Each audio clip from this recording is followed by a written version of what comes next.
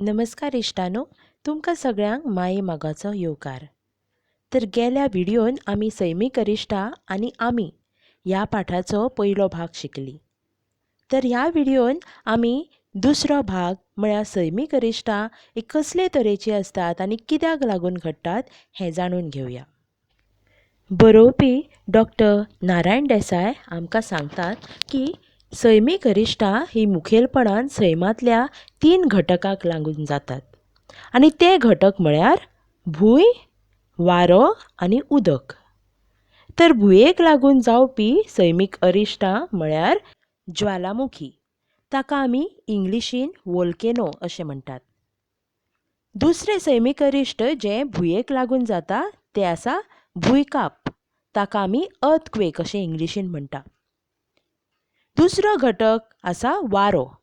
वाऱ्याक लागून सैमीक अरिश्टां जी तयार जातात ती अशे तरेन आसा.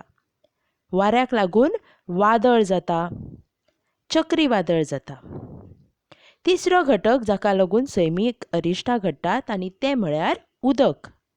उदकाक लागून जे सैमीक अरिश्ट येता ते म्हळ्यार हुंवार जावं बुडटी, ताका इंग्लिशीन आमी फ्लड अशें म्हणटात. इश्टानो, चला तर ह्या प्रत्येक अरिश्टा विशीं आमी खोलायेन म्हायती जाणून घेवया. तर सुरवेक आमी ज्वालामुखी कित्याक घडटा, तो घडपा फाटल्यान कितें कारणां आसतात हें सगळ्यान पयलीं जाणून घेवया. इश्टानो, भुंयेच्या भितर अति उश्ण तापमान आसता. अति उश्ण तापमान म्हळ्यार गरम तापमान आसता आनी ह्या उश्ण तापमानाक लागून थंय आशिल्ले फातर कट्टात वा मेल्ट जातात आनी मॅग्मा चेंबरान एकठांय जातात आनी भुंयेंतल्यान भायर येवन उज्याची न्हंय कशी व्हांवपाक लागतात.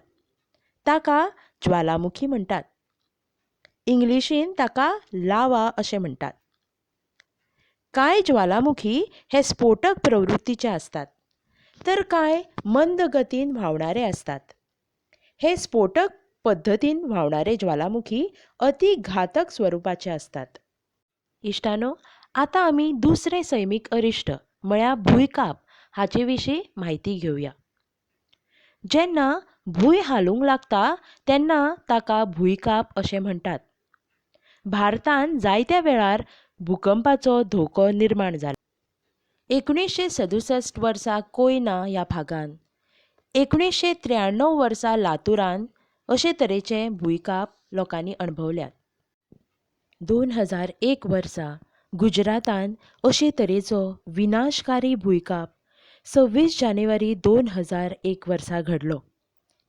ह्या भुंयकापाक लागून मोठें लुकसाण जालें.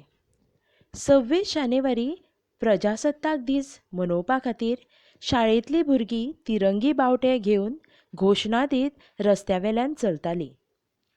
2 इमारती मदले अशीर वाटेन मिरवणूक मुखार सरली. इतल्यान अचकीत नेटाचो भुंयकाप जालो आनी आख्यो इमारती इस्पिकांच्या बंगल्यावरी कोसळ्ळ्यो आनी तांचे मदली ती अशीर वाट, तिचेर चलपी तीं भुरगीं, इमारतींच्या फातर, शिमीट, लोखण, पत्रे हांच्या राशी पोंदा चिड्डली. कितें घडटा तें कळचे आदींच पुराय वाठारान आकांत जालो. मागीर कळ्ळें भुंयकाप जाला. गुजराताचो बरोचसो भाग भुंयकापाक लागून उध्वस्त जाला. लोक बेघर जाल्यात, निराधार जाल्यात, हजारांनी मेल्यात. केदें व्हडलें हें अरिश्ट. बरोवपी आमकां सांगता की सैमीक अरिश्टां आमी आडावंक वा टाळूंक शकनात. पूण आमी ह्या अरिश्टां बद्दल खोलायेन म्हायती जाणून घेतली जाल्यार आनी थोडी सादूरताय बाळगीत जाल्यार ह्या अरिश्टां पासून जावपी जिवीतहानी थोड्या प्रमाणान तरी आमी टाळूंक शकतात. चला तर इश्टानो, अशे तरेचो भुंयकाप घडत जाल्यार आमी कितें सादूरताय बाळगूंक जाय हें आमी जाणून घेवया. भुंयकापान इमारती पोंदा मनशां, जनावरां चिड्डून मरतात.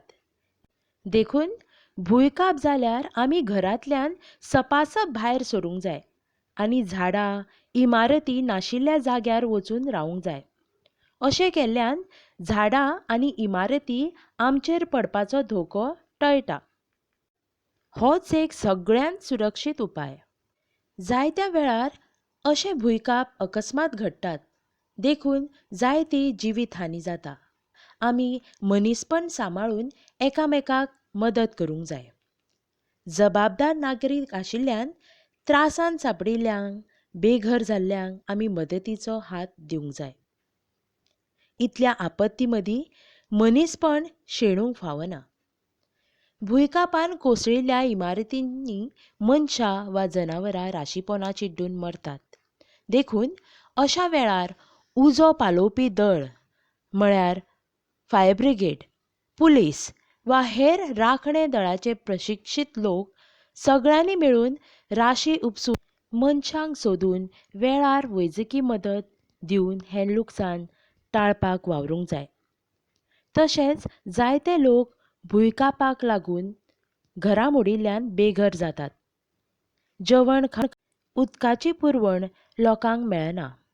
देखून मुळाव्यो भलायकेच्यो सुविधा मेळोवन दिवपा खातीर विद्यार्थी, तरणाटे, नागरी संघटना, बायलांचे आप वावुरपी पंगड वा हेर संस्थांनी एकठांय येवन वावरूंक जाय. जाणट्यांक आनी अपंगूळ लोकांक संकटाचे सुवाती पासून पयस वचूंक आदार करप, जखमी जाल्ल्यांक मुळावो उपचार करप, अशे तरेचें काम ह्या लोकांनी करूंक जाय. इश्टानो, आज आमी भूंय ह्या सैमीक घटकाक लागून जावपी सैमीक अरिश्टां विशीं जाणून घेतलें. तर परत मेळुया फुडल्या व्हिडिओन आनी जाणून घेवया की वाऱ्याक लागून कसलीं सैमीक अरिश्टां येता ते. देव बरें करूं.